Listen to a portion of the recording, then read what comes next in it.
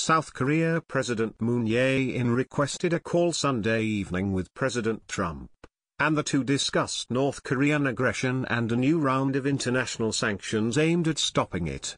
The two leaders addressed North Korea's launch of an intercontinental ballistic missile on July 28 and affirmed that North Korea poses a grave and growing direct threat to the United States, South Korea, and Japan, as well as to most countries around the world, according to a readout from the White House.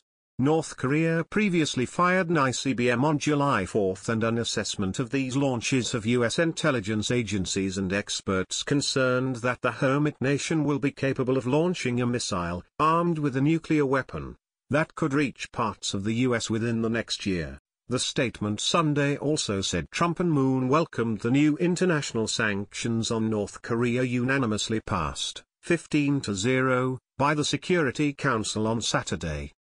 The leaders committed to fully implement all relevant resolutions and to urge the international community to do so as well, the statement concluded.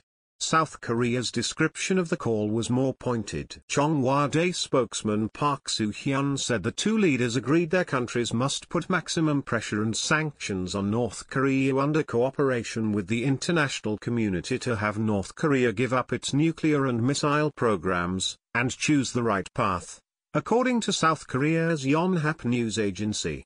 In a tweet Sunday evening, after the phone call, Trump said he was very happy and impressed with the sanctions. Trump is currently away from the White House, staying at his golf resort in Bedminster, New Jersey. While there hasn't been much in the way of news coming from his direction this weekend, he did tweet on Saturday to applaud the United Nations vote to impose new sanctions on North Korea in response to its ballistic missile program. China and Russia voted with us. Very big financial impact. He tweeted on Saturday. United Nations resolution is the single largest economic sanctions package ever on North Korea. Over $1 billion in cost to NK, he added in a follow-up tweet.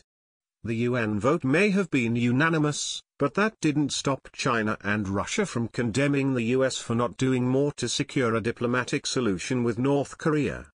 Both nations pressed the US to dial back military deployments to the region, which includes military exercises with South Korea and the deployment of a missile defense system that China fears could be used against their own weapons. Meanwhile, U.S. Ambassador to the UN Nikki Haley heralded the sanctions vote as a gut punch to North Korea, adding we're prepared to do whatever it takes to defend ourselves and defend our allies. A meeting of foreign ministers in the Philippines broached the topic of U.S.-North Korea tensions on Sunday. Secretary of State Rex Tillerson and his North Korean counterpart reportedly took pains to avoid each other at the Association of Southeast Asian Nations event,